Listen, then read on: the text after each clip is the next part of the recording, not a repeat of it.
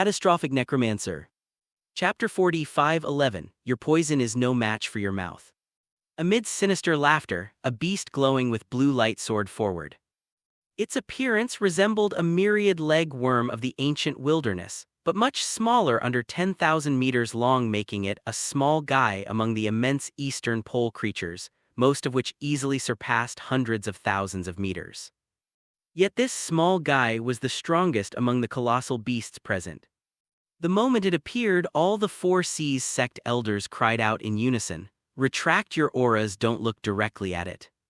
Their voices carried anxiety and fear, as though encountering something extremely dangerous. The Four Seas battle formation even began to retreat, the elders clearly making this decision for everyone's safety. "What is that?" Elder Tianhuo heard Lin Moyu's voice and was briefly overjoyed. He'd forgotten Lin Moyu, a God Alliance Grand Elder, was here. If Lin really possessed such battle power, they had little to fear. He looked down to see Lin Moyu calmly drifting out of Wangdong. Elder Tianhuo quickly warned, "Elder Lin, be careful, that creature is dog-rat ancestor, its whole body is poisonous. Its venom spreads in countless ways, even watching it too long can poison your Dao itself. He's the Dog-Rat clan's chieftain, the top of their line, second only to the sect master in power." Lin Moyu, not at all rattled by the threat, observed Dog-Rat ancestor openly and with interest. The so-called world-poisoning venom piqued him. He was curious what kind of poison could threaten him, given his undying Dao and long experience dealing with toxic forces. If something could kill him instantly, even better, he'd be eager to study it to see if it could help him die a few thousand times more for cultivation's sake. "Don't disappoint me," Lin Moyu muttered as he stared Dog-Rat ancestor down. Dog-Rat ancestor let out a sharp laugh. "You must have a death wish to dare gaze upon me." Lin Moyu answered, "Yes, I'm sick of living, kindly poison me to death." This provocation infuriated Dog-Rat ancestor. Its thin, high-pitched voice became sharper. "If you insist, I'll be glad to oblige." Blue light burst from the creature, sweeping through the void so strongly even space itself seemed to smoke. The Four Seas forces continued to fall back, fortifying their array for distance and defense. They couldn't leave Wangdong, but the city's main barrier was sturdy enough that, though twisted and smoking under blue light, it didn't shatter. Dog-Rat ancestor alone was not enough to break the array. Lin Moyu stood passively in the blue glow, watching. Dog-Rat ancestor's laugh turned quickly to surprise, then panic. "Impossible, why aren't you dying?" Lin Moyu, using only his physical power, not even the undying Dao, shrugged off the toxin. His fighting spirit kept his soul shielded, the poison simply refused to enter. Elder Tianhuo breathed a sigh of relief. Grand Elder is still a Grand Elder, nothing can faze him. Several Four Seas sect elders whispered among themselves, having overheard Tianhuo call Lin Moyu Grand Elder. One asked, "Tianhuo, you say he's a Grand Elder, what's his name?" "I don't remember a Grand Elder called Lin." Tianhuo replied. He introduced himself as Lin Moyu. "I don't recall the Alliance ever having a Grand Elder by that name, but his badge isn't fake. Maybe he's newly promoted, we're not always notified. And don't ask me for more I don't know, ask Elder Lin yourself." He shut down their rapid-fire questions with cool authority. Fixing his gaze on the blue glow, Tianhuo felt certain Lin Moyu would win. Within the blue glow, Lin Moyu looked disappointed. "Is that your best? Your poison is weak." Dog-Rat ancestor was crushed by scorn. With a furious howl, he threatened. "How dare you belittle me? I'll poison you, your kin, your friends, no mercy. All your souls will rot, your bodies will fester, you'll beg for death and never find it. If you have descendants, I'll see they live like slime forever." Lin Moyu frowned and casually slapped. A terrifyingly huge phantom palm swept millions of miles, blasting through the eastern pole beasts. Screams echoed as vast monsters were all knocked away at once. The palm descended a blow, nothing could block slamming Dog-Rat ancestor tens of thousands of miles off. "Your poison is nothing compared to your mouth. I was hoping your venom might be useful to me, now it seems there's no point in keeping you. After killing you, I'll find your clan, kill them all, resurrect them, and enslave them forever." Lin Moyu's words rang throughout the void, chilling all who heard a curse more venomous than poison. That one slap woke the Eastern Pole ranks, signaling the true start of battle. However, as they surged forward, they froze. Countless undead thralls flooded the void, each at chaos great completion. They weren't the most powerful, but there were so many their numbers defied belief. So many puppets. Where did Central Domain get so many? There must be tens of billions. How do we even fight that? East Pole combined doesn't even have this many chaos great completions. Lin Moyu's aura surged. He had broken through from chaos minor to great completion. His body and soul had reached the peak. With another slap and a shout kill, his undead minions charged, enacting his will flawlessly. At the same time, the space-time soul python unleashed its 3 slave perfection experts from the Cold Toad clan. Weak among perfection foes, they still struck terror when fighting to the death. Driven to recklessness by the python's control, they fought without regard for life or defense. The python itself was stronger than the average perfection, its phantom tail sweeping the void and leaving Eastern Pole warriors in agony. Those are from the Cold Toad clan, from West Pole. What are they doing here? In that python, what a monster. This Lin Moyu, where does he get so many tricks? Cries of confusion rose as Lin Moyu called forth more power. Golden light sparkled. Xiao Peng dove into the thick of battle, reaping lives without pause. Chapter 45:12 How many can escape? A sea of undead minions surrounded the Eastern Pole invaders, while the space-time soul python rampaged the battlefield with its trio of controlled subordinates. Now revived, the space-time soul python had no fear of death. If slain, it would simply resurrect. The 3 controlled subordinates understood nothing of death. When facing Eastern Pole perfection experts, they slaughtered recklessly. Xiao Peng darted at full speed, a streak of golden light across the battlefield, breaking up the space wherever he went, causing many perfection experts to be injured or forced away. They couldn't keep up with Xiao Peng's movements, nor counter his attacks. Defense was pointless. But since Xiao Peng was not yet strong enough to instantly slay perfection experts, he mostly ignored chaos great completion enemies, leaving those to the undead minions. From the very start of the battle, the Eastern Pole invaders were suppressed. Their war fortress was itself a treasure, incredibly powerful, worth several times the force of ordinary perfection experts. But against endlessly swarming undead, it lost its decisive edge, unable to turn the tide. Undead minions attacked unceasingly from all directions, burying the fortress beneath their numbers. No matter which way they tried to fly, all they saw were more undead. As with an elephant surrounded by an endless swarm of ants, no matter how mighty, there comes a point when it falls. This was the dilemma facing the Eastern Pole invaders, a tide of undead tens of billions strong. Unless a top perfection expert led a charge to break through, they had little hope. As for Dog Rat Ancestor, his greatest asset was his poison, but poisoning is not suited for besieging an enemy. If he wanted to escape, he'd have struggled, but Lin Moyu wasn't about to let him. Standing just outside the battlefield, Lin Moyu channeled Little Tree's roots, which ignored spatial ceilings, piercing through space by Lin Moyu's will. With each slap, Lin Moyu's palm appeared abruptly in front of Dog Rat Ancestor, making escape impossible and beating him senseless. Dog Rat Ancestor's real strength wasn't much above other perfection experts. His terrifying reputation was all due to his poison. But Lin Moyu did not fear poison, making all that strength useless. One slap after another hit Dog Rat Ancestor square in the face, each echoing through the void. Unable to block, unable to run, his face swelling grotesquely and his head growing several times its usual size with all dignity lost. He roared in anger, but his mouth had been battered beyond recognition, so all he could do was scream with his soul. Lin Moyu's answer was another, fiercer slap. Boom! A burst of powerful energy swept through the void, obliterating numerous undead minions, while several Eastern Pole perfection experts were knocked back, gravely injured. One of the Python's controlled perfection experts from the Cold Toad clan in a frenzied attack was finally slain, self-destructing and wounding many, both friend and foe.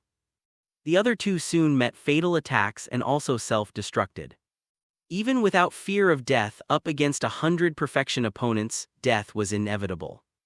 The space-time soul python's eyes gleamed, and it selected new targets. Its mysterious power surged, instantly enslaving three mighty Eastern Pole beasts. They instantly turned and attacked their own allies with suicidal ferocity.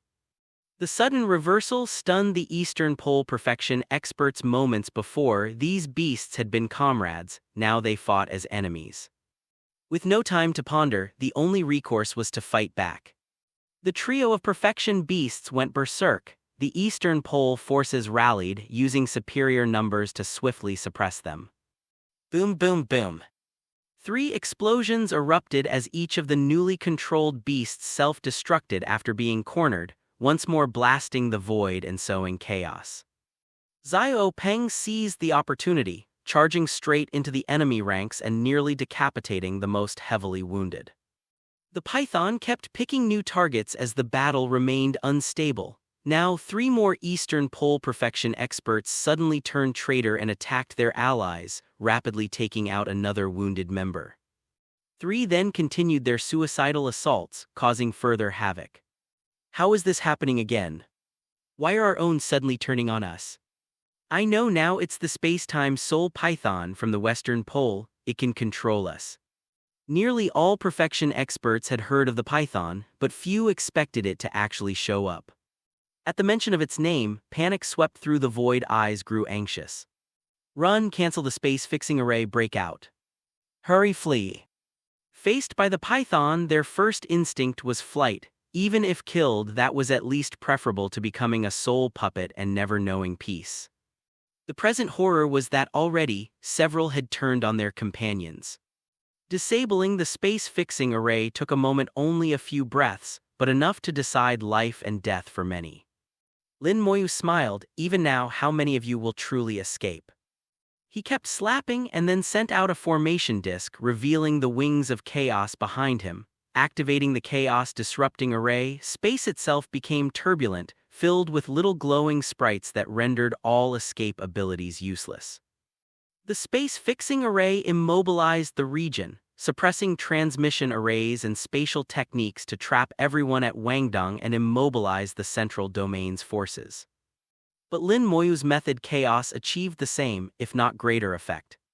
By stirring up space itself, he prevented their escape regardless. Array or not, no one could break free. Perfection experts quickly realized the new trap. Space was turbulent, artifacts and techniques failed, every attempt at escape doomed. It's him, he's the one disrupting space.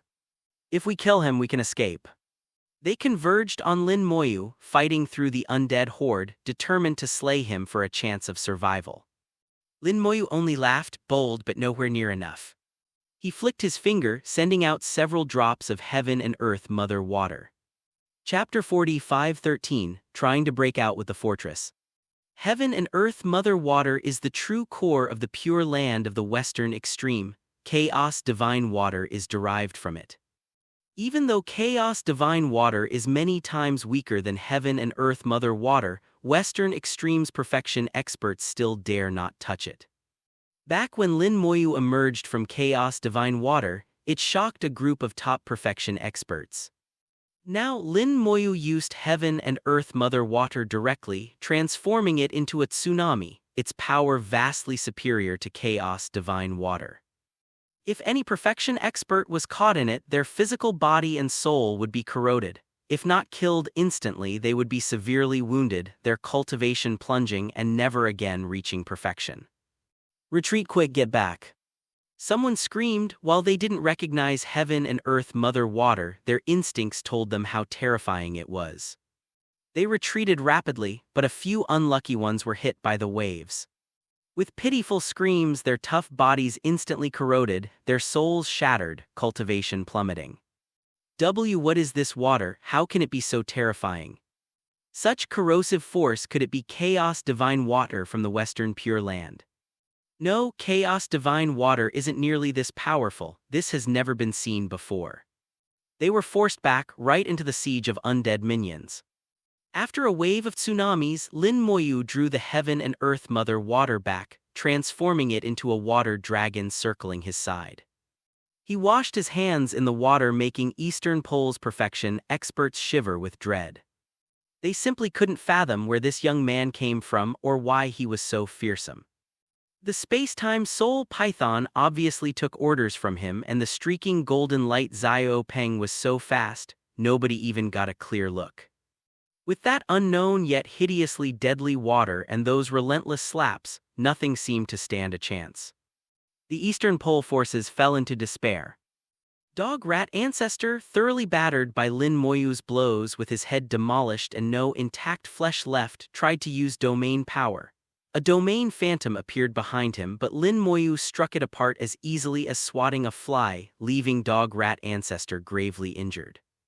At this point, Dog Rat Ancestor seemed to give up, curling into a ball and feigning submission. A perfection expert pretending to quit? Lin Moyu didn't believe it after all. They'd survived endless slaughter, their Dao hearts stronger than ordinary cultivators could comprehend. And sure enough, within a dozen seconds, Dog Rat Ancestor burst out in radiant blue light. A blue beam shot through the undead ranks toward Lin Moyu. On the surface it looked like a last-ditch suicide attack, but in truth it was aimed at the war fortress, his real intent being to escape. At the same moment, Dog Rat Ancestor's shrill voice echoed through the void, "Everyone back to the fortress, fight your way out with the fortress." This startled the others awake, and all the Eastern Pole forces surged for the fortress. Lin Moyu waved his hand, sending the Heaven and Earth Mother Water Dragon after the blue beam. Blue poison was quickly corroded, thick fog rising as even Dog Rat Ancestor's venom was clearly overmatched. Trying to break out with your fortress, wishful thinking. The water dragon surged after the blue beam toward the fortress. The blue slowed it, and many did manage to retreat to the fortress. In less than 10 minutes of battle, a third of the 10,000 Eastern Pole Chaos Great Completion beings had died. They started with 100 perfection experts, now over 10 were dead, plus 3 who'd been controlled, making it double digits. This was just a surprise attack, not even a full war, yet the losses were staggering. Perfection experts were not mere cannon fodder, and to lose more than a dozen was disastrous. Inside the fortress, those who had made it began fighting back. Powerful attacks soared out, destroying droves of undead as the fortress sped toward Eastern Pole territory, aiming to break out. Undead attempted to stop it, but the fortress attacks only slowed them, not stopping them entirely. The space-time soul python and subordinates also attacked, but the fortress grand formations resisted. Xiao Peng crashed into the fortress again and again, utterly unable to break through its defenses. The fortress had become a turtle shell, impossible to crack open immediately. Lin Moyu was unhurried. With a thought, he called the space-time soul python and Xiao Peng over. The Heaven and Earth Mother Water followed the blue beam to the fortress, and attacks from within faded into it, vanishing like stones in the sea. The water quickly enveloped the fortress, its external arrays corroded rapidly though strong, able to hold Heaven and Earth Mother Water off for a time. They could not last against Lin Moyu's power. Xiao Shu. With a low cry, little tree split Heaven and Earth, passing through the wards, opening a channel onto the fortress. Lin Moyu himself didn't enter, instead sending in a mass of world-annihilating flame capable of smelting worlds and burning souls, ignoring bodily defenses. Inside, the flame exploded, engulfing the entire fortress. The pain was so fierce that even perfection experts' souls trembled. No matter what defenses they raised, they couldn't dispel the flame, only desperately defend their souls, hopping to lessen the agony. The hellish screams echoed inside, halting the fortress advance. Heaven and Earth Mother Water finally finished corroding the formation and shrouded the fortress in a layered water curtain, imprisoning it in a watery cage. The fortress's construction was impressive. The Heaven and Earth Mother Water's corrosion had slowed, not halted. Lin Moyu appraised the materials. It could be taken home to help the Silverlight Rabbit clan strengthen their own domain. From inside the fortress, a few Eastern Pole experts attempted to break out. Indeed, one did, but emerged only as a skeleton. The flesh and soul had been entirely corroded by the heaven and earth mother water, only the bones remained, still shining with chaotic power. Lin Moyu spoke softly, "If you have no other means, die here then." Chapter 45:14, Done Playing. Within mere seconds, the outer layer of the war fortress was heavily corroded. Though constructed from strong materials, even they could not resist the power of the heaven and earth mother water. As the formation was damaged, the fortress's defensive strength sharply declined, and its speed of breakthrough slowed steadily. At this rate, the fortress would soon collapse, and those trapped inside would be corroded to death by the heaven and earth mother water. Lin Moyu believed they still had other options. It depended on their choice. Everyone watching in Wangdong was stunned. Especially the Perfection Elders of the Four Seas sect, who saw the battle most clearly. Though they could not fully comprehend Lin Moyu's methods, they understood how terrifying these methods were.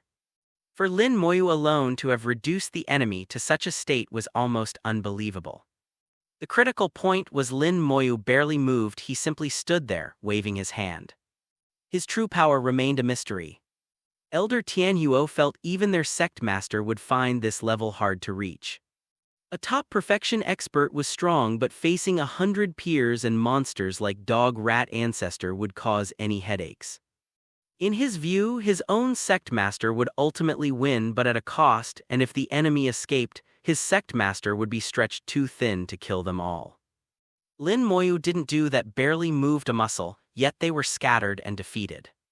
The situation indicated that barring accidents, all these Eastern Pole invaders would fall here. The war fortress fell silent, the formation mostly destroyed, its majesty and power fading quickly. It finally stopped moving through the void. The Eastern Pole forces inside were also quiet, seemingly resigned to their fate. But everyone knew the situation wasn't so simple. Perfection experts cultivated for countless years, each with life-saving tricks and contingency plans. They rarely accepted death passively. Moments later, strange energies began radiating from the fortress. The chaotic space began rapidly stabilizing, beams of light shot out from it, restoring order wherever they touched. The chaotic array's effects were offset, and the war fortress began rotating rapidly, beaming light out in all directions.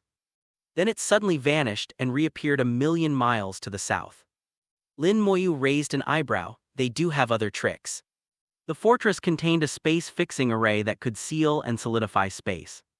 They had removed it to escape, but hadn't expected Lin Moyu to deploy a chaos array, disrupting their retreat. Unable to escape the chaos array, they had to reactivate the space-fixing array. By balancing these two arrays, the fortress stabilized space enough to teleport away. Stabilizing space with two conflicting arrays was difficult, showing there was a powerful array master inside adjusting the balance. As space stabilized, the fortress could teleport, but the stability was incomplete, limiting distance and direction. Lin Moyu calculated the time. They had a few seconds at most before space would be fully stable. He smiled at their escape tactic with slight disdain. Their array master was skilled but couldn't match him. Lin Moyu flicked his fingers, chaotic runes scattered into the void. The chaos array shifted, destabilizing the space again. To stabilize space requires balance between two arrays. Lin Moyu disrupted the chaos array's balance, making space chaotic once more. With space disturbed or solidified, the fortress could not teleport. The fortress's beams altered quickly. Lin Moyu adapted his power to maintain instability. He didn't use the wings of chaos, even withdrawing them, relying only on manipulating the chaos array in a duel between array masters. His unseen opponent deserved corresponding respect, a respect only other array masters understood. Lin Moyu repeatedly adjusted the chaos array. The enemy countered swiftly. Within a minute, the array had been modified once. The Four Seas Perfection Elders were stunned. Elder Tianhuo muttered, "Elder Lin, he's actually an array master." Someone nearby said, "He's no ordinary array master. His rune drawing speed is the fastest I have ever seen." Another retorted, "He doesn't really draw runes. The majority are instantly formed by thought. Only a few complex ones require actual drawing." That was correct. Lin Moyu could instantly form most chaotic runes, only the few most complex required drawing, which was nearly instantaneous. With a stronger soul and deeper understanding, Lin Moyu could one day form all runes instantly. Elder Tianhuo admitted limited knowledge. Someone said, Elder Lin is stronger, he alters arrays in one breath while the opponent takes 3 breaths. There's a big gap. Right now, Elder Lin is just toying with the opponent. I think he's about finished. Though the enemy was also an array master, not of Lin Moyu's realm and depth, they could see Lin Moyu's supremacy. Soon Lin Moyu sighed, done playing. In an instant, thousands of chaotic runes large as raindrops erupted from him. Runes flew as streams of light into the void, instantly turning the space into chaos. Trillions of miles of void were divided into thousands of zones, each with varying levels of chaotic space disturbance. Under such conditions, the war fortress could not teleport. At best, it might teleport within its own confined space, unable to move beyond it. If it wanted to escape, it had to fly. But undead minions, the space-time soul python, and Xiao Peng would never allow that. Screams rose repeatedly as the world-annihilating flame continued burning. Many chaos great completion inside the fortress could not hold on, their souls turning to ash. Roars echoed from the fortress, do you truly wish to be at eternal war with us? This indicated the enemy had few good options left, even if they had plans, none were certain. Lin Moyu ignored them and relaunched the attack. Undead minions and the python infiltrated deeper as heaven and earth mother water bore into the fortress. Those inside realized Lin Moyu's intent, they stopped shouting. A huge presence surged, and a giant appeared in the void. He was none other than the Flame Lord. Chapter 45:15, Exploding to Your Heart's Content. Why did the Phantom of Flame Lord suddenly appear inside the war fortress? Lin Moyu wasn't sure at first but quickly understood. As the Flame Lord's phantom appeared, a point of fire surfaced far off. The flame quickly expanded, becoming countless firebirds, fire dragons, even volcanoes sweeping in from afar. The speed surpassed that of perfection experts, and the fire illusions paved the way by burning through space itself, destroying it so thoroughly it could not remain chaotic. Flame Lord strode atop the fires, swiftly advancing from the broken void. Those guiding fire illusions streamed into the war fortress, revitalizing it. The fortress hummed, resonating with Flame Lord, forming a path of fire between them. So the war fortress belongs to you, Lin Moyu realized. The fortress's phantom was a way to summon the Flame Lord. Only he could fully control it, no one else could. With the fortress failing, they had summoned the Flame Lord. Trailing behind him came the light of Pan Sihai, sect master of 4 seas, full of deadly intent in pursuit. Lin Moyu saw both Flame Lord and Pan Sihai bore wounds from their earlier battle, and their souls were equally matched, indicating a stalemate. Then Lin Moyu realized, Flame Lord would try to escape with the fortress, and Pan Sihai would attempt to stop him, but a direct battle here could destroy Wangdong. It seemed likely that Flame Lord would escape with his people before Pan Sihai could stop him. They had fought to this point, how could Lin Moyu let them leave easily? He resolved to make them pay a price. He called to the 4 Seas sect, return to Wangdong. Wangdong's defensive array could better withstand the fallout than the 4 Seas sect's own ranks. While Lin Moyu gave only a courtesy warning, whether they listened was their own affair. Speaking. He waved a massive palm at the incoming Flame Lord, this time striking with full force, much stronger than his attack on Dog Rat Ancestor. Courting death, Flame Lord roared, unleashing 10,000 streaks of fire like arrows to meet the palm. The palm crushed the fire streaks like tofu, slammed into Flame Lord and sent him flying back 1,000 miles.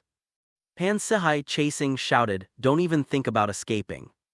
Lin Moyu was amused, don't even think about escaping, when Flame Lord was clearly trying to flee. Without Lin Moyu's intervention, Pan Sihai would never have caught up. Lin Moyu gave another slap, forcing Flame Lord to parry and giving Pan Sihai an extra tenth of a breath, which was enough for Pan Sihai to catch up and re-engage. Lin Moyu called, Sect Master, keep him occupied while I finish the fortress. Pan Sihai laughed, "Young friend, go ahead, leave him to me."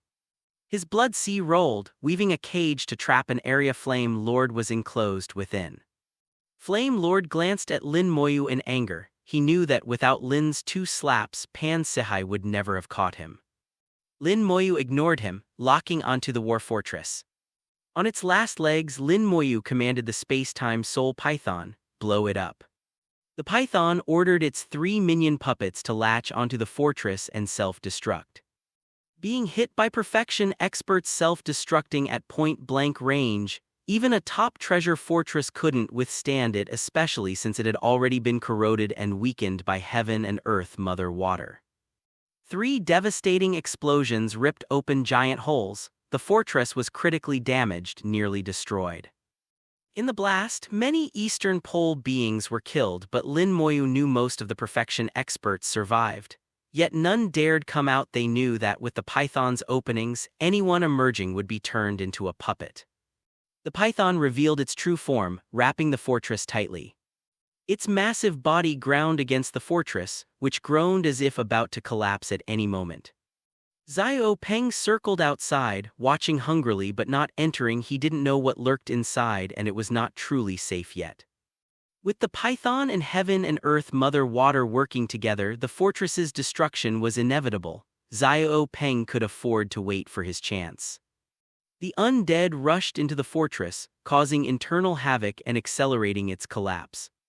Through the eyes of undead minions, Lin Moyu saw the fortress's interior, full of separate spaces, many already in ruins, strewn with corpses.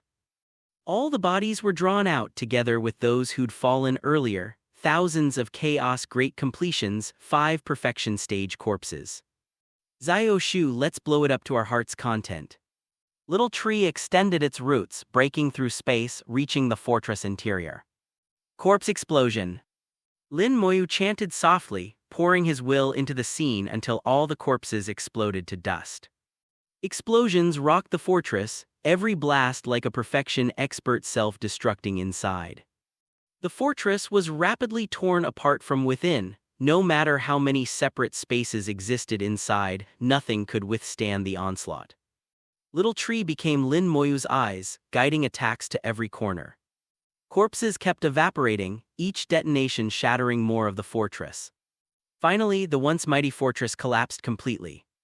In this war, it had made no effective contribution, and now would never serve again. It became nourishment for Lin Moyu's cultivation, disappearing forever.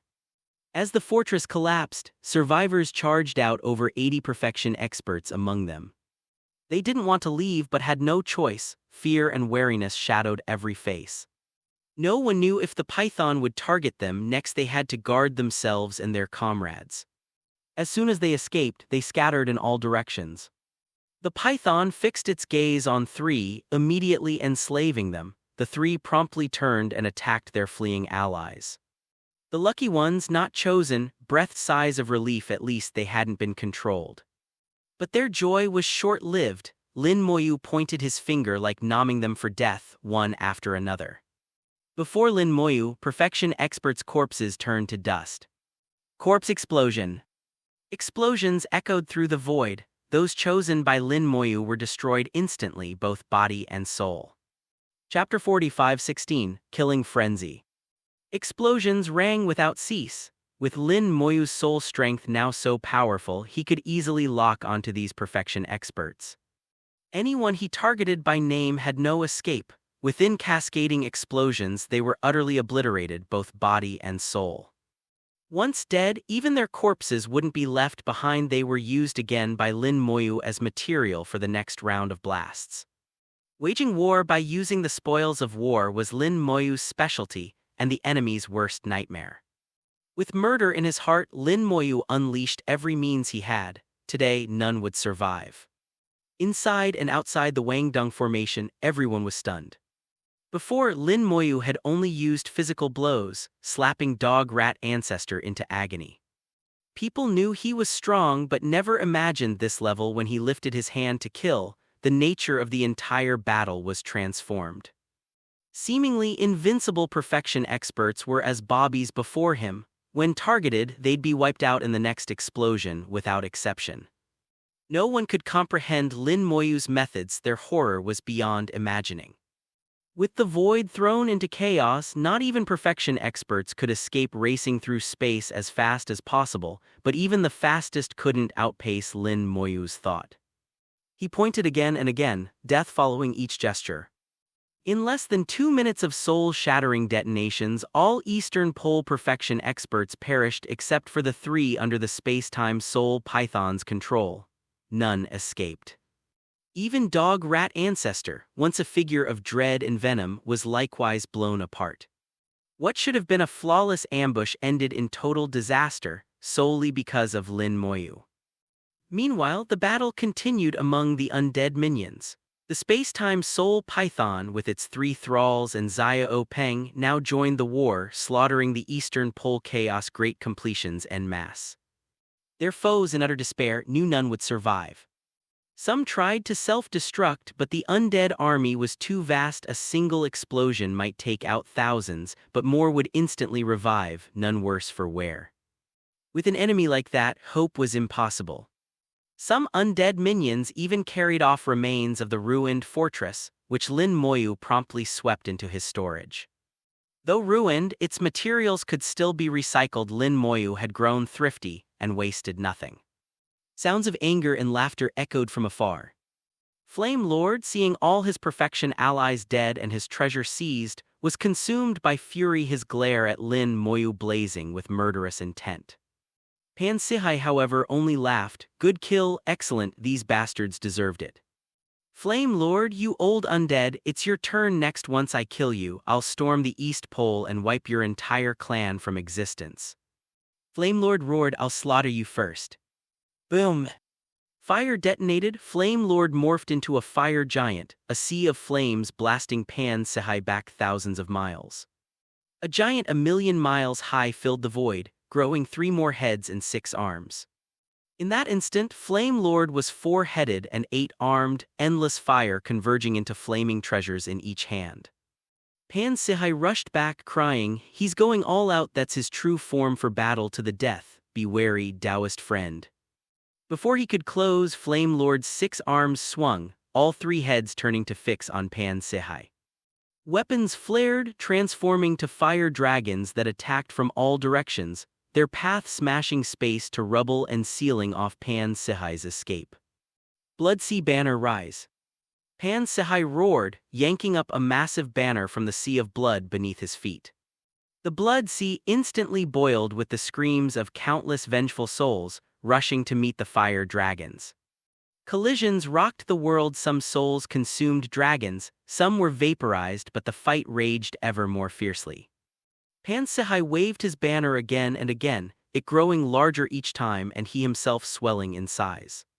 Soon he too was a 1,000,000-mile giant, matching Flame Lord's stature, wielding the blood banner as his weapon, dueling in the skies. Fire dragons swept the world trillions of miles around were a sea of flames.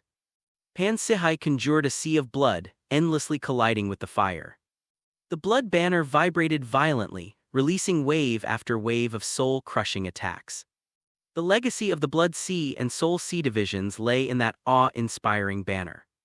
Flame Lord fought for his life, Pan Sihai matched him.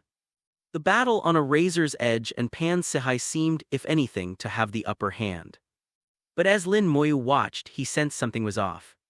He felt Flame Lord's soul was not displaying the abandon of one pushing to the utmost. Boom! With a mighty crash, Flame Lord and Pan Sihai clashed again. Endless flames engulfed Pan Sihai, who grunted and was hurled away. His own domain sparked into being, pouring power to snuff out fire. Flames still roared on the blood banner, burning it through in places, visibly damaging it. But Pan Sihai's eyes shone, he laughed even while retreating, I win after all.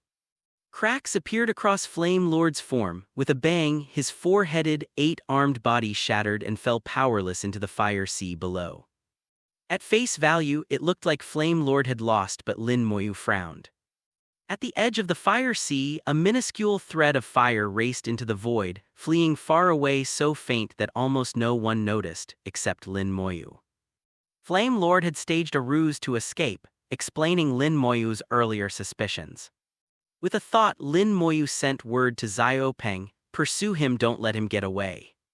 Xiao Peng shot after the fire line at once, and Lin Moyu followed at a measured pace. Pan Sihai, lost in laughter, paused briefly, then realized the trick. He continued to brandish his damaged blood banner, and blood drowned the fire sea. Then his face darkened. He's not dead. He'd been duped by Flame Lord and launched in pursuit as well. The climax of the battle had arrived. The vast majority of Eastern Pole warriors were dead, their corpses adrift in the void collected by the undead legion. Most of these creatures were strange beasts, their bodies harboring valuable materials for cultivating domains or stashed within storage treasures. Lin Moyu, now greedy for riches, missed nothing. The people in Wangdong finally breathed a sigh of relief. They'd not joined the battle, merely witnessed a grand spectacle. Those below the Chaos Realm had seen the true meaning of strength. This battle forged their hearts and taught them new ambitions. Many, having watched, craved new power and for the first time saw what their goals could be. Chapter 45:17, The Ancestor of Heaven and Earth Fire. The Flame Lord escaped quickly. Upon returning to normal space, the fire line wove through dimensions. Yet Xiao Peng was even faster. Despite repeated spatial jumps, the Flame Lord could not shake off Xiao Peng's pursuit. After fleeing tens of trillions of miles, Xiao Peng finally caught up. Repeated attacks from Xiao Peng forced the bloodline to halt, the fire line abruptly transforming back into the Flame Lord. At that moment, his aura was weak and fluctuating far less than before. While his battle with Pan Sihai had heavily injured Pan, Flame Lord himself was in critical condition, now possessing less than a third of his usual strength. Xiao Peng, though not a match for the Flame Lord at full power, could battle him equally in his current state. Following Lin Moyu's instructions, Xiao Peng harassed and tangled with the Flame Lord, never risking his life, utilizing speed to keep the foe pinned no matter the means. The Flame Lord couldn't break free. More and more desperate, the Flame Lord understood that this was Central Domain, not East Pole. Attracting other top-tier experts would mean certain death. Get lost! Flame Lord roared, forcing back Xiao Peng again and again, yet each time Xiao Peng returned immediately. No matter what, speed rendered him untouchable. From afar, a powerful aura approached. Lin Moyu soared directly through the void. His formidable soul made his speed almost equal. Very soon he was near. Spotting Lin Moyu, the Flame Lord's murderous intent spiked. "You still dare chase me?" He remembered all those he'd brought: 10,000 Chaos Great Completions, 100 Perfection Experts, Dog Rat Ancestor, all had died at Lin Moyu's hands. Even his hard-won fortress had fallen to Lin Moyu. He could not stem his rage, but reason told him now was not the time to fight Lin Moyu. He needed to escape. Xiao Peng's relentless interference hampered his route, and Lin Moyu was closing in. Fed up, the Flame Lord expanded again, transforming into a 4-headed, 8-armed giant, summoning a sea of flames to send countless fire dragons flying at Xiao Peng, forcing him away. But the transformation was no true battle stance, it was an escape technique. A breeze stirred. The Flame Lord, about to depart, hesitated and surprisingly turned to face Lin Moyu. "I'll kill you." In his eyes gleamed insanity, all 8 eyes glowing red, glaring at Lin Moyu as if he were a mortal enemy. Rather than flee, the Flame Lord now turned and attacked, waving his arms, driving his treasures so that fire dragons surged from the fire sea straight at Lin Moyu. Lin Moyu remained cold-faced, countering with heavy punches, shattering the fire dragons. Around Lin Moyu appeared the corpses of several Perfection Experts. With a flick of his finger, corpse explosion. Boom! The fire giant exploded instantly, half its body blown away, 8 arms reduced to 4. The Flame Lord screamed in agony. The blast seemed to awaken him. His rage vanished instantly. "What happened? I intended to escape. How did my mind suddenly change to fighting Lin Moyu? I shouldn't have. This isn't the time. I can't kill him now." He realized something had twisted his thoughts: Lin Moyu's interference. Terror overwhelmed him. He sensed he might die here. He didn't want to accept that billions of years spent in cultivation, destroyed in a moment. How could it be? Already locked in battle, he poured his energy into a desperate last stand, casting a sea of flames that swept the void. In that instant he burned with peak power. "If I must die today, I'll take you with me." "You wish," Lin Moyu replied coldly, pointing again and again. All the corpses he brought instantly disintegrated with more explosions. The Flame Lord was never given a chance to retaliate before his final outburst was even finished. He'd been reduced to a sorry mess. His body shattered, the fire giant vanished, soul flames extinguished in repeated detonations. The void trembled, a mournful cry echoed through the chaos. This was a lament from chaos itself, a sign of heaven marking the death of a top expert. It meant the Flame Lord had touched the pinnacle of the Tao. If he had advanced further, he'd have passed into quasi-supreme realm. Such figures were rare, their deaths resonated with heaven and earth, though that was the extent of the recognition. Pan Sihai, rushing over, abruptly stopped upon hearing the lament, a sound audible only to the mightiest, chilling the soul. "Flame Lord has fallen," Pan Sihai whispered, accelerating toward the aftermath.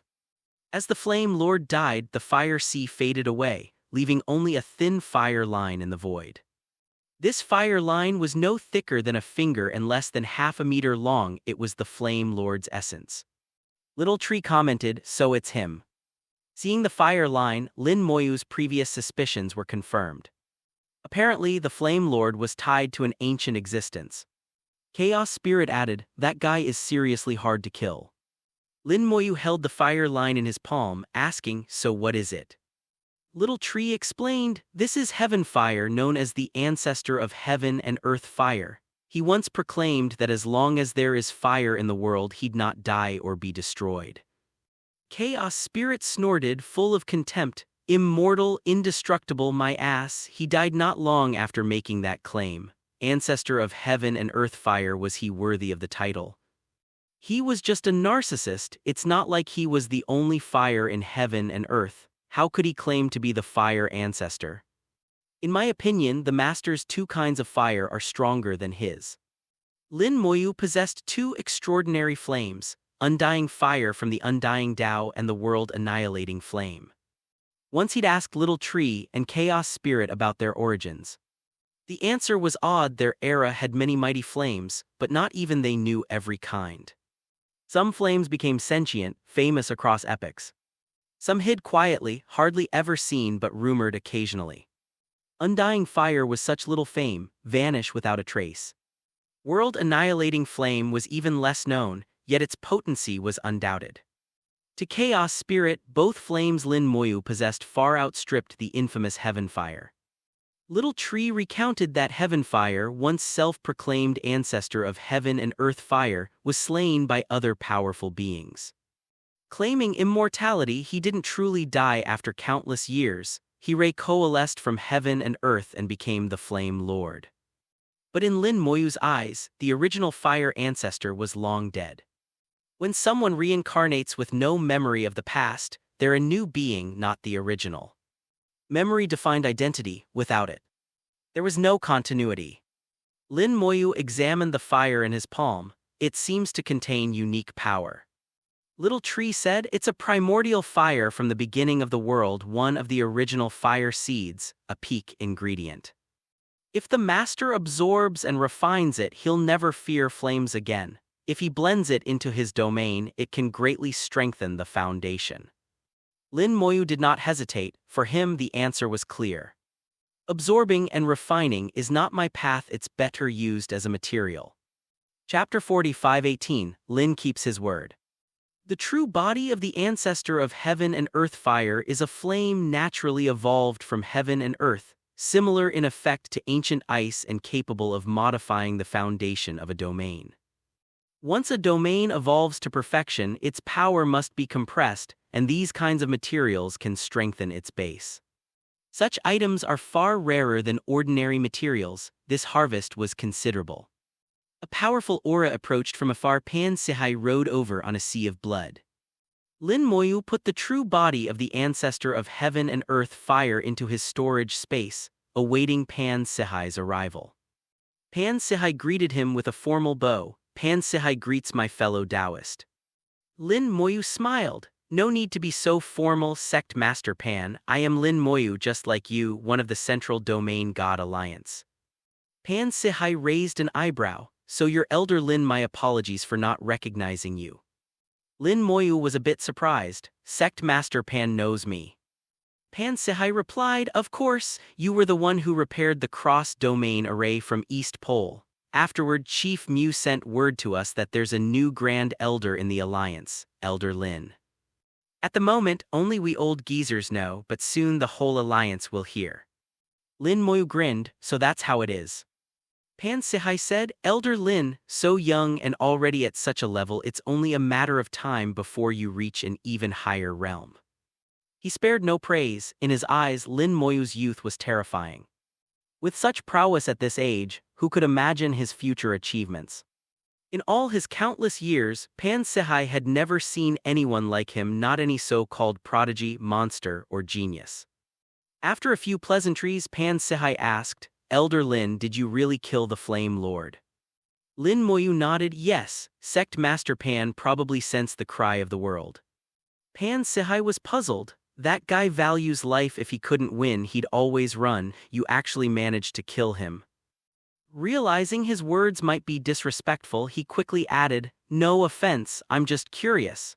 We tried to ambush and kill him in 2 previous wars, but every time he escaped once there was danger. He's a slippery one. Lin Moyu laughed. I have a little trick that can temporarily influence someone's thoughts. In truth, when the Flame Lord wanted to run, Lin Moyu used Chaos Spirit's power via the Soul Disorder Pearl to affect his decisions. The Flame Lord's soul was strong, so the effect wasn't absolute. There was no way to override his intent, only to subtly steer his choices. By leveraging the Flame Lord's killing intent toward Lin Moyu, it nudged him to choose battle instead of flight, closing off his only escape route. Such influence is subtle. The Flame Lord never even realized he'd made the wrong decision and lost his last lifeline. Lin Moyu, of course, did not elaborate further, and Pan Sihai did not pry, recognizing the courtesy already shown. Pan Sihai laughed. Elder Lin's techniques are extraordinary. Defeating the Flame Lord is a watershed moment for the Central Domain. East Pole has lost a major general. If war does come, our advantage will grow, or at least our pressure lessens. Lin Moyu replied, it was lucky timing. The Flame Lord's doom was set. Sect Master Pan, about what you said before, you plan to exterminate the Flame Lord's entire clan. Did you really mean it? Pan Sihai laughed heartily. I was thinking it, but in practice, impossible. I don't even know where his clan is. Probably only that old guy Jiyu from East Pole does. He admitted most of his threats were bravado. Little Tree said, the Flame Lord has no clan. He's the ancestor of heaven and earth fire, born from primordial flame with no kin. Lin Moyu responded to Little Tree, so he has no kin, otherwise there might be some fragments, but if not, that's fine. A thought occurred to Lin Moyu. Perhaps he should seek out more ancient characters. They might help him compress his domain's power. But Lin Moyu was not a bloodthirsty person. Unless someone was his enemy, he wouldn't kill strangers without reason. He said, earlier, fighting Dog Rat Ancestor, I vowed to wipe out the entire Dog Rat clan. I don't break my word. Does Sect Master Pan know where their den is? Pan Sihai shook his head. That clan are hiders, not as elusive as the Flame Lord, but still hard to pin down.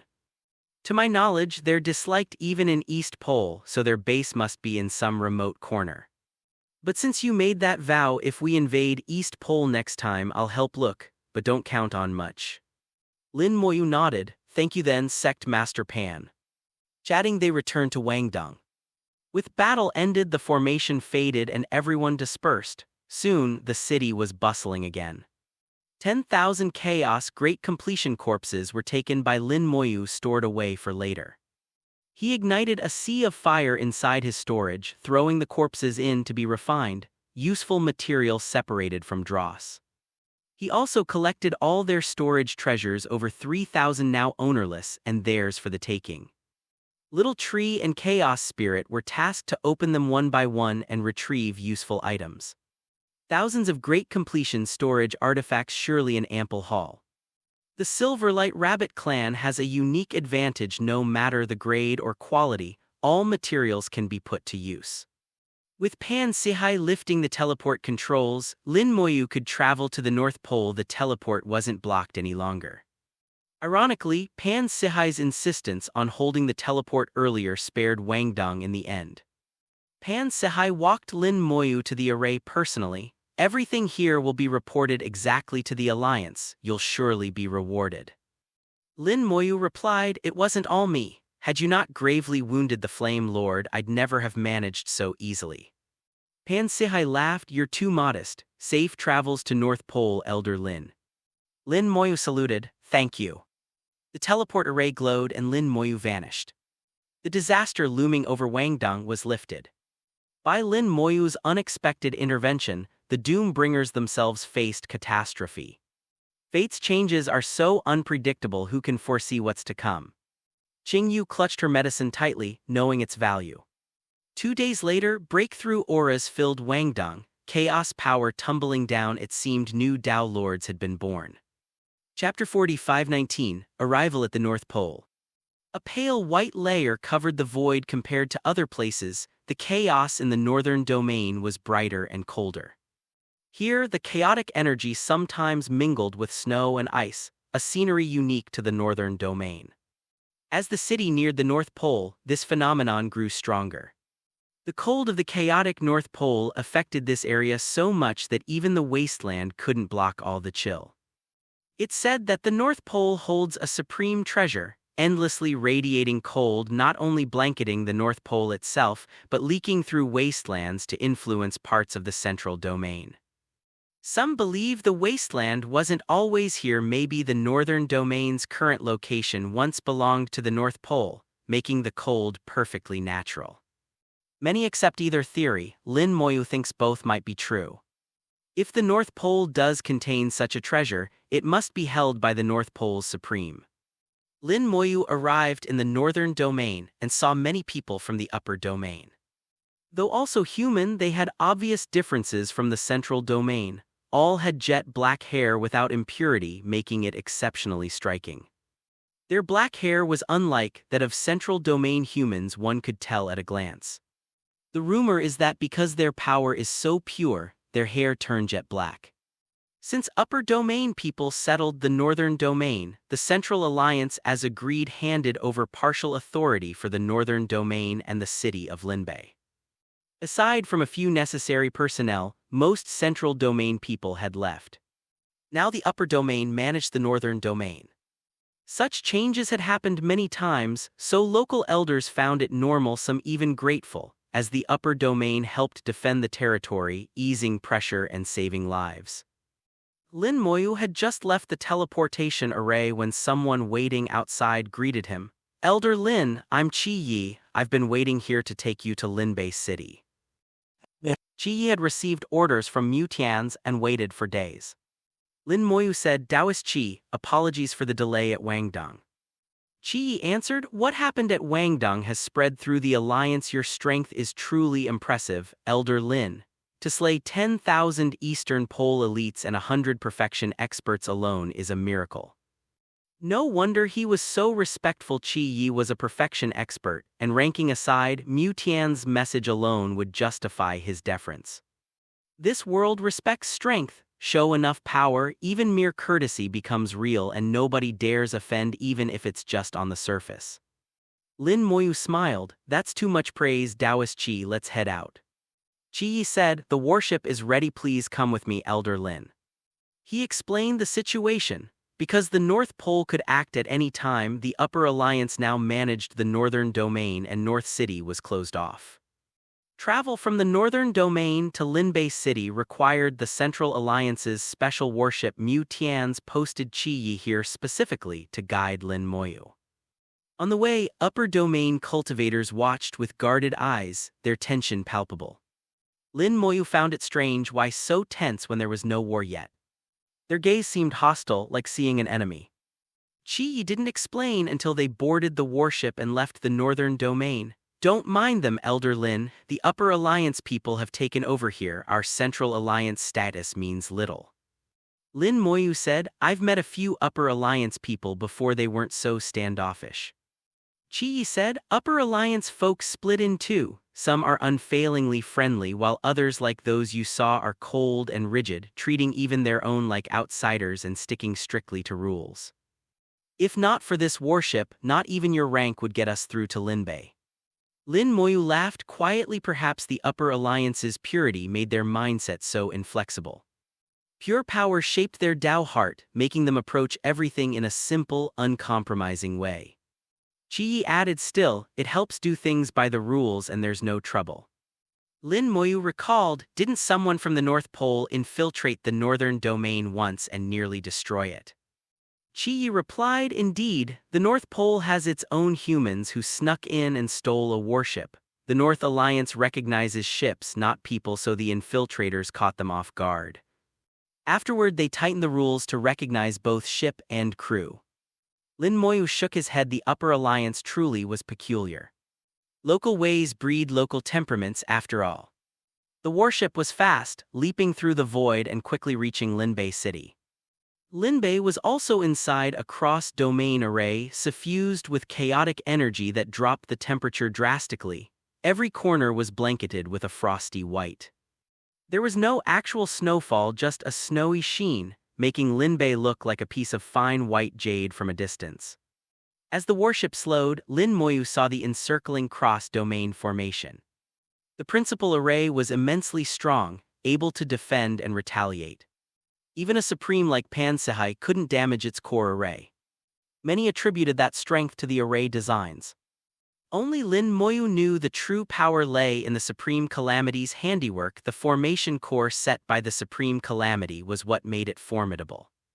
Subsidiary arrays were weaker, which is why the Eastern Pole's sub-arrays were broken so easily. Yet even those contained Calamity's cores, which meant they could be repaired. Lin Moyu was now familiar with cross-domain arrays.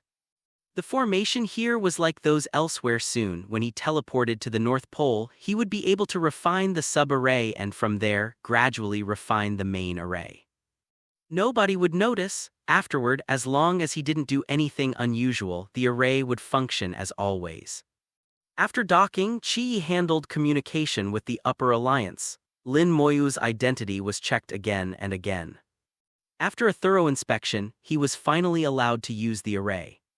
Just as Qi had promised, the Upper Alliance people were reasonable as long as rules were followed. The formation activated. Lin Moyu used icy energy from Linbei to teleport to the North Pole. Passing through the wasteland, the distorted images in transmission let Lin Moyu glimpse its shifting landscape. Even the wasteland was affected by the North Pole. Colors during transmission turned monochrome, mostly white. The temperature kept dropping. Approaching the North Pole, the coldness permeated countless spatial layers. At last, the transmission ended and Lin Moyu appeared in the void. Icy energy gathered in his palms to form an array disk. With it, he could return to the sub-array anytime. Just as he prepared to leave, Lin Moyu sensed a strange wave of cold. Looking up, he saw an ice mountain crashing down from above. Chapter 45:20, Where did you go? Lin Moyu was surprised to be attacked immediately upon arriving at the North Pole. The ice mountain crashing down had considerable power. Without time to think, he threw a punch to meet it head-on. The ice mountain shattered, but Lin Moyu was also blasted 10,000 miles away. As fragments of ice flew, someone rushed out from behind the mountain, holding a shining ice mountain-shaped treasure. Within the void, tens of thousands of ice mountains appeared at once, crashing in from every direction. The ice mountains followed one after another, giving Lin Moyu no space to dodge. He could feel himself being locked in. There was no way to escape. He vaguely saw a great Tao. His mysterious attacker stood atop the Tao itself. A top perfection expert. Lin Moyu's eyes turned cold. The opponent was a top-level perfection cultivator, their power no less than the Flame Lord at his peak, just a step from quasi-supreme. Such experts are rare even in the North Pole, only a few exist. Why was he ambushed as soon as he arrived? It was hardly a coincidence. Most likely, the attacker had been waiting specifically for him. Punch after punch crushed the ice mountains, but every time he was blasted further away from the teleportation array. The attacker was clearly trying to force him out of that territory. "Master, something's wrong with space," Little Tree cried suddenly. "Someone tampered with it. You're in a semi-transmission state." Lin Moyu sensed something off with space, but not as keenly as Little Tree.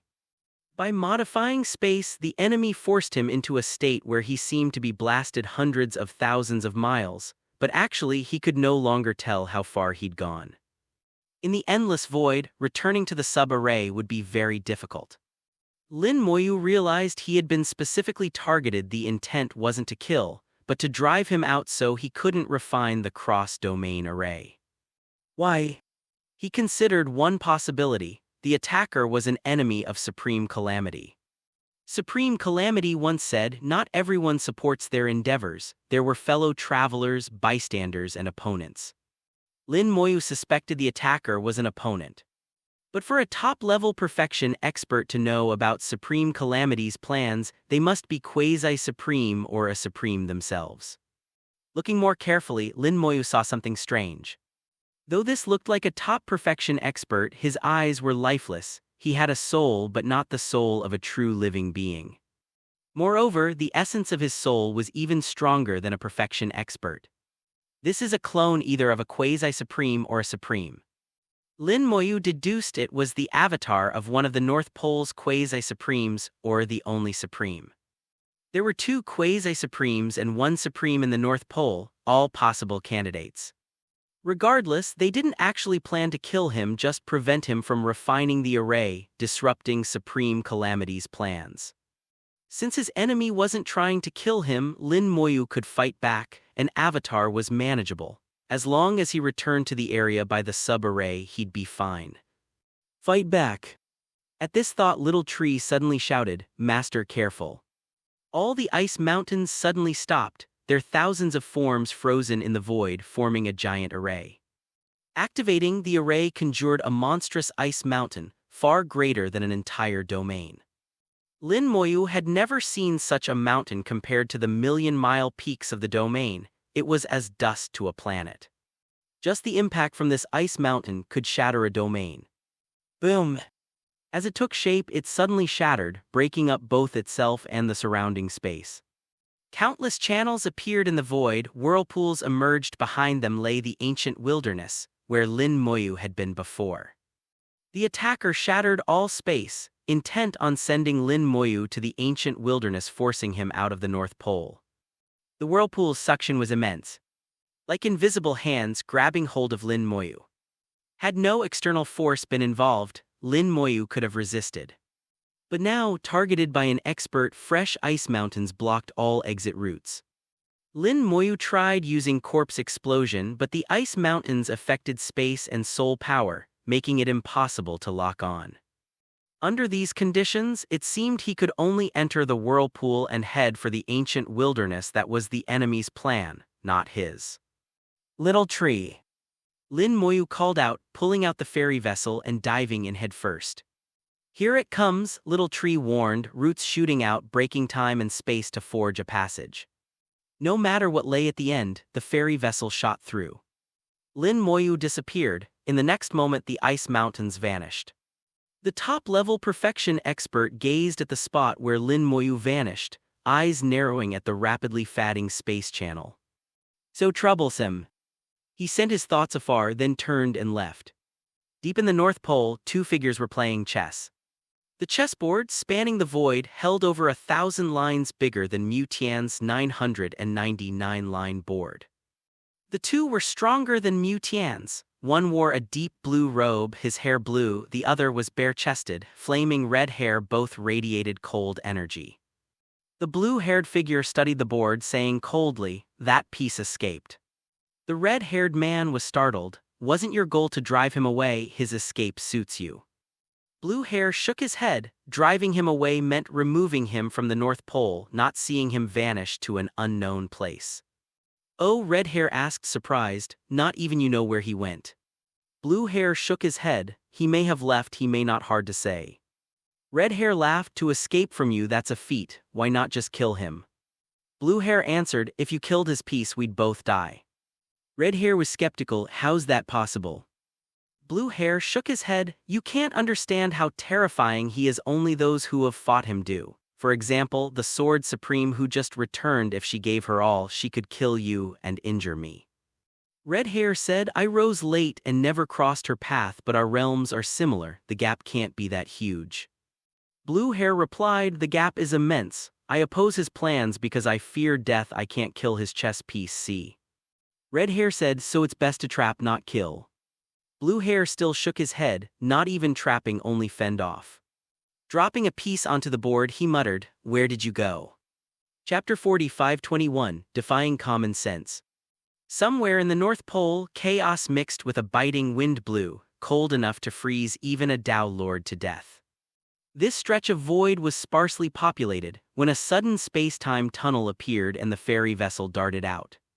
Lin Moyu emerged from the ferry vessel, now wrapped in a peculiar aura that completely masked his presence. This aura, almost indistinguishable from the natural North Pole, meant even regional powerhouses would recognize him as a native. The aura came from the causal seeking ring. Lin Moyu had activated it in the space-time tunnel to cultivate a causal fruit and conceal his presence. He suspected his earlier attacker had been a quasi-supreme or supreme, and no matter which, in the North Pole it would be hard to avoid pursuit without altering his aura. Other means were unreliable. The causal seeking ring was the safest. He immediately grew a fruit and emerged from the tunnel with his aura completely altered. Not only was his aura different, even his appearance had changed. He hid his human face, elongating his ears and covering his skin with faint scales, giving him beastly features akin to local North Pole creatures. These changes made him blend in more easily. Scanning his surroundings, he found only desolation. He picked a direction and began flying, while little trees scouted ahead for orientation. The coldest region of the North Pole is always at the very center, moving outward. Temperatures gradually rise. By sensing these thermal differences, he could estimate his distance from the center, and then by shifting directions and measuring changes, pinpoint his location more precisely. After investigation, Lin Moyu determined he was in the southeast of the North Pole relative to the center and closest to the East Pole and Central Domain. Mapping the major formations set by Supreme Calamity in the North Pole confirmed his exact spot. His next step merited thought. The enemy knows I plan to refine the formation, stationed an avatar within the domain formation, so there must be a guard, likely another avatar near the Supreme Calamity's formation in the North Pole's depths. They're clearly unwilling to kill me, afraid of Supreme Calamity and company, but they also won't allow me to refine the formation. To break through their blockade, I have only two choices, brute force or stealth. But if he could think of both, the opponent would have prepared for both, so neither would be easy and he had no better options. The formation Supreme Calamity left was close to the pole's center. Lin Moyu decided to check it out personally. He'd been caught off guard earlier, now it was his turn to hunt from the shadows, determined and sure he'd prevail, such was his Tao heart. With a flash of golden light, Xiao Peng appeared. Lin Moyu rode Xiao Peng, transforming into a golden streak racing toward the pole's center. Xiao Peng's speed rivaled teleportation. In moments, they crossed hundreds of millions of miles. Along their path, North Pole's chaos receded in the mind's eye, and Lin Moyu sensed the local Great Tao's icy auras pouring into him. Before long they reached a Buddhist pass array. Around the teleportation array, no one was present. It floated lonely in space. Lin Moyu had Xiao Peng approach, stopping before the array to examine it. Its structure was simple with only one function, send those inside the array outward. It was one way only, to a fixed destination. Interesting. Moving on, Xiao Peng soon found another teleportation array again, one way with fixed destination. Along the journey, they passed several such identical arrays. Lin Moyu realized they connected to form a one-way path. In the North Pole, to reach anywhere other than by flying, you were forced to follow this single route sequence of arrays. You might have to detour on a loopy path, but there was no other way. Whoever set up these teleporters, Lin Moyu thought, was quite lazy. But the North Pole residents seemed unconcerned, never seeking change. There were clear divides between the poles. The north wasn't as developed as the west not as developed as central, but all were better than the east, where there weren't even teleporters and everyone had to fly except some space-gifted races, leaving most below great completion unable to venture far. If one wanted to, one could pay with chaos gold to have a space-gifted race carry them. Perhaps this was a local travel custom, amusing in its own way. After many teleportations, with Xiao Peng flying for over 10 days, they neared the pole's center. In sight was a gigantic snowflake as vast as a continent, covered in countless structures. These buildings were rugged, pure white, looking like ice sculptures very much in keeping with the North Pole's flavor. From a distance, Lin Moyu perceived countless soul flames on the snowflake. It seems to be a city, a settlement for a race. Unlike the central domain, the North Pole lacked cities. Instead, they had tribe lands, communal living places called ethnic settlements. Because of efforts by the North Pole's supreme, polar creatures were unusually united. Any tribe land could be inhabited by outsiders, so over time, these lands became multi-ethnic communities. In any settlement, one might find many different species coexisting in harmony. Lin Moyu found this novel even incredible. Let's go check it out. Acting on a spontaneous notion, he headed straight for the snowflake, trusting that at this realm, all impulses were meaningful. Arriving within 1,000,000 miles, he put Xiao Peng away and went on alone. Wrapped in the causal-seeking ring's aura, he truly looked like a native. No one questioned him at the border. Travelers were not uncommon, so he drew no suspicion. Inside the snowflake, wind and snow whipped while huge beasts, large and small, lounged in the open, basking in the weather. Others sheltered in houses of all kinds, castles, caves, or simply holes dug in the ground. Various ethnicities lived together with no sign of strife. Lin Moyu even observed young ones from different races playing together. This seems contrary to common sense, he muttered as he gazed into the distance and, spotting something odd, slowly furrowed his brow. What is that? Chapter 45:22, The Quiet Spirit Pearl and Illusory Spirit Pearl. Snowflakes drifted in the air. Lin Moyu discovered that a few particular flakes among them were special. Amidst the swirling storm, these snowflakes appeared no different from others, but they never fell nor drifted away. Instead, they spun in a set region. Their concealment was impressive. If not scrutinized closely, their presence would go completely unnoticed. Normally, someone might eventually notice, but these flakes constantly emitted a strange aura that compelled observers to overlook them. Had his soul not been so sharp, Lin Moyu might never have noticed either. He asked, "See those snowflakes?" Little Tree shook its head. "Which ones do you mean, master?" Chaos Spirit was puzzled. "Aren't all snowflakes the same?" They couldn't detect any difference. Their souls were keen, but not as keen as Lin Moyu. Focusing on those snowflakes, Lin Moyu directed Little Tree and Chaos Spirit's attention so they could finally spot them. Even then, it took effort before they recognized the peculiar flakes. Chaos Spirit whispered, "These really are different. I can't recall seeing them before, yet they seem strangely familiar." Little Tree agreed, "I feel the same. Likely their original appearance was altered. They must have looked different before." That two beings from ancient eras both sensed familiarity meant these snowflakes were connected to an ancient being from their time. Lin Moyu grew excited. If these were remnants of a being from that era, it could mean another top-tier material to enhance his domain foundation. To him, the snowflakes seemed to glow with a light only he could see. Their unique aura spread through the storm like invisible smoke, permeating the entire continent. Lin Moyu slowly hovered closer, moving so gradually that none noticed anything unusual. He looked for all the world like a traveler admiring the snow. Arriving in front of the special flakes, he reached out. They settled in his palm as if weightless, not cold but subtly warm to the touch. Clearly, these were no ordinary snowflakes. Lin Moyu had no doubt. Exerting a thought, he infused soul power into the flakes, soul fire refining them.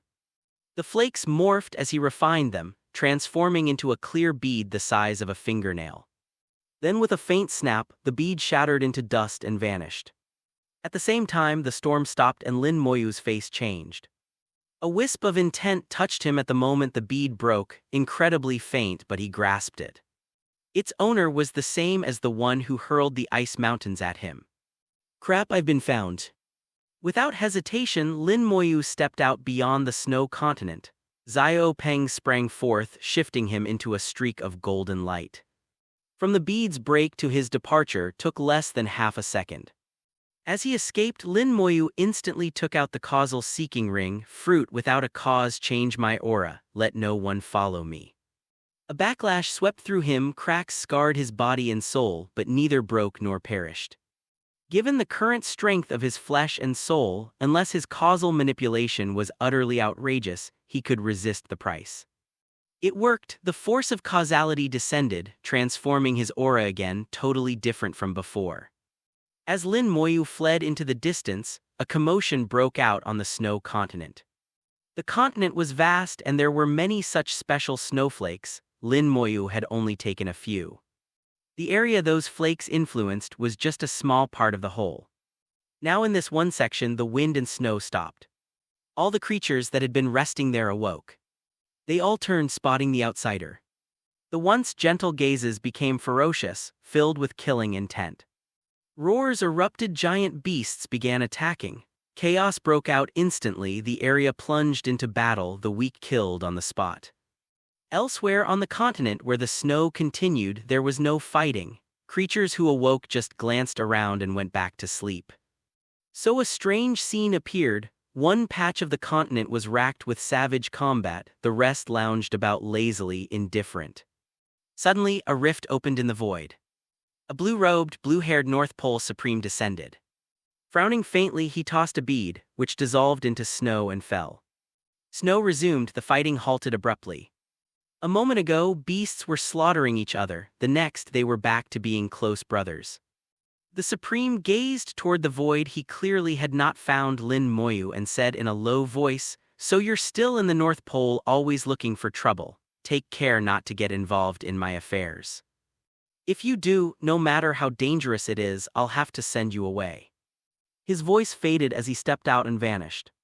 Gold light coursed on. After flying billions of miles, Lin Moyu finally relaxed.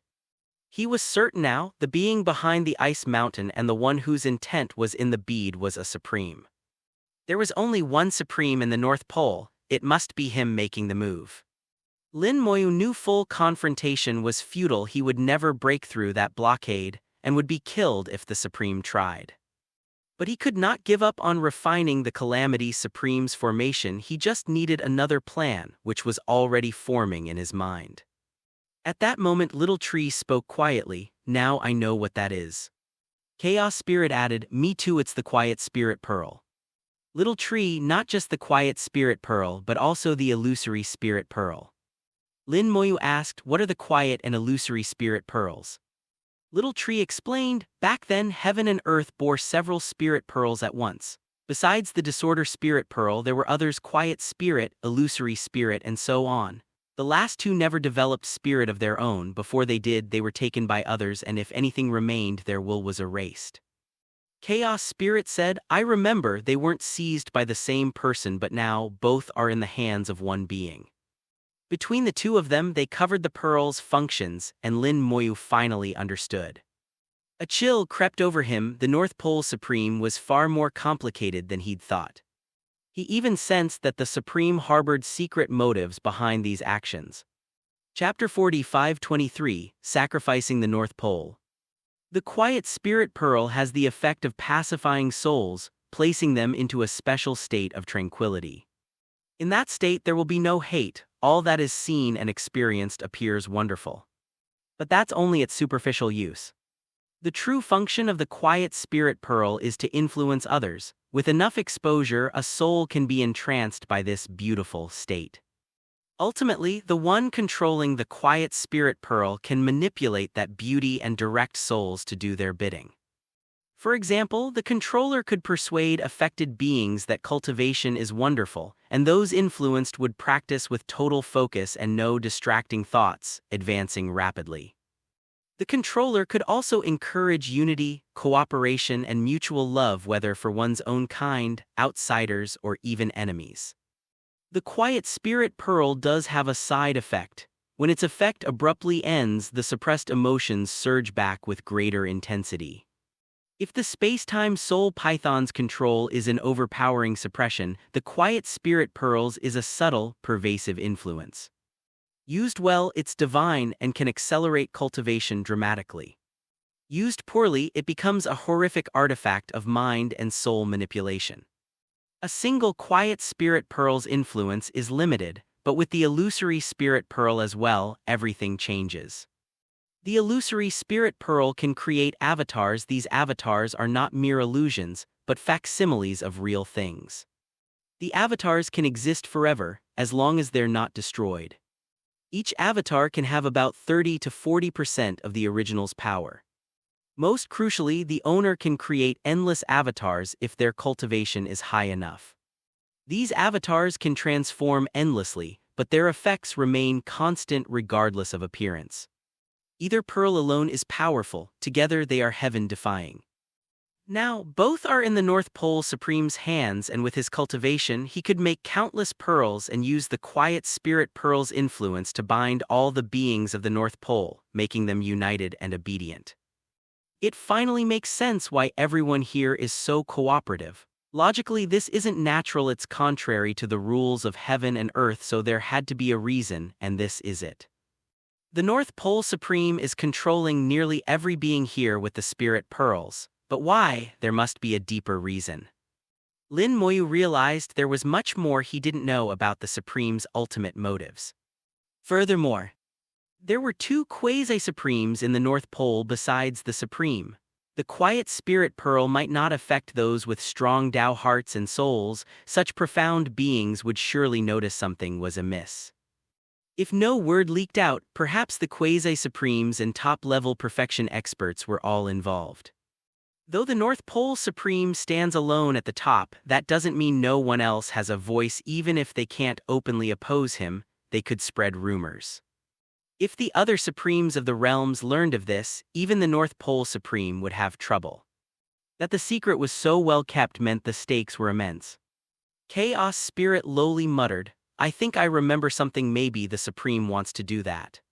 Lin Moyu, don't talk in riddles. If you know, spit it out. Chaos Spirit, back in the day, I heard a rumor that the ancient cold beasts always wanted to reach a certain place. Besides the ice crystal key, there's another way: use the blood and souls of countless beings as a sacrifice. Little Tree interrupted, I heard the same. Offer up flesh and soul as tribute and maybe the place can be opened. Lin Moyu frowned, so you're saying the North Pole Supreme plans to sacrifice the blood and soul of all northern beings, the whole North Pole? Little Tree shook its head. The sacrifice demands a huge amount of flesh and spirit. Most likely, the whole North Pole wouldn't be enough. Chaos Spirit added, not just lots but top quality too. Back in our era, even when many top beings died in battle, their blood and souls were barely enough, certainly more than 10 North Poles worth. In my opinion, double the North Pole would still not suffice. In their wars, the beings who died were unimaginably mighty. Any one of them could match the power of an entire race. Endless low-level beings, no matter their numbers, can't compare to one true powerhouse. So if this method works, the sheer numbers needed would be astronomical. Even sacrificing the entire North Pole might be too little. If what you two say is true, then the Supreme's ambitions are vast indeed. Just as this great war erupts, they collect blood and soul. Maybe this is why the North will strike at the Central, to reap casualties and harvest more. I really do wonder what's hidden in that place to make so many risk everything. Lin Moyu knew it must be extraordinary. The ancient cold beasts longed for it, powerful factions all sought it, perhaps even Tao itself tried to reach it. But so far no one had succeeded. Chaos Spirit said, I heard that anyone who gets near the entrance will do anything for a way in. I never tried myself, but what I heard rings true. Many went insane at the time. Little Tree said, there's a legend in the chaos. This place hides the ancient origin of the desolate chaos. Chaos Spirit snickered, crazy legends are everywhere like that flower everyone killed each other over. Some said it grew from the deepest ancient wilderness, others that it came from this very North Pole. Most believe the flower came from the deeps of the ancient wilderness. But some think the mysterious place links straight to that deepest part. Only by passing through there can one truly reach the core. All other paths end in death. Speculation and stories abounded. No one knew the full truth. Ultimately, that place in the North Pole and the core of the ancient wilderness were the two most mysterious spots in all desolate chaos. If one could uncover their secrets, perhaps it'd be possible to finally unite all of desolate chaos. Tao itself was above the chaos, yet still not united, still stopped short. Sadly, after the Great War, all the ancient powerhouses died out. Nobody was left to probe these secrets, and even Tao seems clueless, hidden, and inactive. Lin Moyu mused, given the barriers guarding the formation now, it seems I'll have to investigate there first. Little tree, let's look together. He decided to spend some time searching carefully in the North Pole. Little tree and chaos spirit both fully supported him. They too burned with curiosity for that place. Chapter 45:24 Danger. Although the North Pole is vast, Lin Moyu was not without direction. By comparing little trees and chaos spirits' memories with the present geography, they could roughly deduce the ancient location's position within the current North Pole. After extensive calculation and verification, the spot lay not far from the North Pole's center, about 10 trillion miles north of the center. The center itself is the coldest place in the North Pole, with a radius of countless trillions of miles, far too frigid for even native creatures to easily approach. This central point constantly emits icy cold with the power of the Great Tao, forming a sacred cultivation ground for many perfection stage experts. The closer to the center, the more perfection experts gather. It is said that more than 90% of all perfection experts in the North Pole reside around this center, along with an elite group of powerful great completion cultivators. Lin Moyu, however, did not fear the cold. His physical and soul strength made even the lowest temperatures seem like a gentle breeze. If he couldn't withstand the environment, few across the entire desolate chaos could. Once the location was fixed, Xiao Peng sped Lin Moyu toward their target. Meanwhile, Lin Moyu sensed that Supreme Calamity had set his grand formation precisely at the North Pole's center. He now understood Supreme Calamity's intent. Each of these formations was placed to attract and absorb high-level power from the chaos. The North Pole formation was designed to absorb the energy radiating from its center. Supreme Calamity would collect, refine, and compress these forces, ultimately turning them into a terrifying attack. This was part of the contest between Supreme Calamity and Tao, and represented Supreme Calamity's deadliest counterattack. Tao is strong, but Supreme Calamity's methods are formidable in their own right. The North Pole is immense. Even at Xiao Peng's speed, it took nearly 100 days to reach the central zone. Starting from relatively nearby, a lesser completion expert would need 10,000 years to cross it and would probably perish along the way. Dangers in chaos exist, though Lin Moyu simply ignored them. Suddenly, the temperature plummeted as if passing through a membrane, and ice flowers appeared in the void. The chaotic energy had frozen into beautiful blossoms swirling in midair. Such temperature extremes altered the very shape of the chaos. This phenomenon signaled their entry into the North Pole's true center. Here, the chaos turned solid, and neither lesser nor greater completion cultivators could practice. It was reserved for perfection experts. Further in, lesser completion experts would simply freeze to death. At the absolute center, even the Great Tao itself would freeze. Perfection experts might not survive here. The central area lacked formal boundaries, but its primal forces drew clear distinctions between the strong and the weak. Lin Moyu picked up an ice flower and felt the flow of chaotic energy within. The energy was only superficially frozen, but approaching the core, even the chaotic energy within flowers grew more and more frozen, until finally nothing moved at all. He knew he'd reached a zone that ordinary great completion cultivators could not survive. It was reserved for only a handful of prodigiously gifted great completion cultivators and the perfection stage beings. Still, Lin Moyu felt only slight chill, almost pleasantly cool. His body was so robust that external changes barely mattered. He was now an anomaly, a great completion cultivator blithely rampaging through this deadly zone. Along the way, he met several perfection experts who eyed him curiously but did not intervene. Here, Lin Moyu noticed some unique ice flowers mirages created by the quiet spirit pearl. Their strange waves affected quite a few perfection experts. That even a perfection stage Dao heart could not withstand the quiet spirit pearl showed its terrifying effect. As Little Tree described, the pearl's true terror is in its subtle, gradual influence. North Pole creatures, already naturally calm and passive, were even more quiet under its sway. As penetration deepened, the Supreme could slowly alter their thinking. This gentle shift was like chronic hypnosis. The changes were so smooth the affected did not sense anything unnatural. If pushed further, the Supreme could manipulate their minds. How far this process had advanced, Lin Moyu did know but suspected the effects ran deep. The Supreme had clearly possessed the pearls for ages. The groundwork was certainly ready. He'd strike when he chose. Given the scale and timing of the realm-wide war, this was a rare opportunity to collect enough flesh and soul for the final sacrifice. Guided by Little Tree and Chaos Spirit, Xiao Peng searched the indicated area. That place is unusual. It's not in surface space, but there'll be a channel leading to it.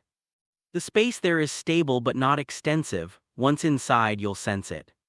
The ice flowers there may be colder than elsewhere just a bit, but enough to notice with care. They gave Xiao Peng every requirement, and he searched carefully. It couldn't be found by eye or soul power, only by sensing changes in chaos space and natural forces. Everyone joined the search, and after dozens of days, something finally appeared. A region less than 100 meters across had tighter, more stable space than its surroundings. Each area of chaos differs, but this spot was special. Ice flowers drifted through it and, as predicted, became even colder and moved more slowly here, affected by invisible forces stabilizing the space. Xiao Peng shrank down and approached the area. At its heart, Lin Moyu saw an ice flower, an illusion formed by the quiet spirit pearl. It radiated strange fluctuations, warning all to keep away, so no one else was there. Lin Moyu removed the special ice flower to reveal a fingernail-sized channel in space. Little Tree said, "Finally found it, just touch it and you'll enter." Just as Lin Moyu prepared to touch it, he suddenly stopped, a warning of danger echoing from deep within his soul. Chapter 45-25, Ambush. The warning from Lin Moyu's soul made him pause. Xiao Peng, puzzled, asked, "Father, is something wrong?" Lin Moyu carefully sensed his soul. The warning was present, but not intense. In other words, there was danger inside, but not fatal. What a pity. Lin Moyu sighed. If the danger had been deadly, he could have tried to exploit it, but as it wasn't of much interest. Little Tree and Chaos Spirit had said there shouldn't be much danger in that mysterious place, so the threat didn't originate from the location itself, but from something else, most likely a clone of the North Pole Supreme or one of the Quasi-Supremes, just like when he had first arrived in the North Pole. Lin Moyu shook his head. It's fine, there might be someone waiting inside. He put Xiao Peng into his soul world and reached out to touch the vortex. He was instantly sucked into the tiny whirlpool, passing through a unique space-time channel, emerging from the other end. Before his vision recovered, he felt a powerful force crash into him. His body was sent flying, but he didn't panic.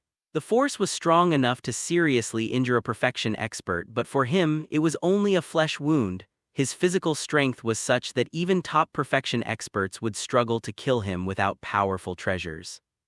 As he was knocked away, his vision returned, and he saw several cold beams explode before his eyes. Lin Moyu couldn't be bothered to dodge, letting the attacks hit him. He was jostled but didn't even feel pain.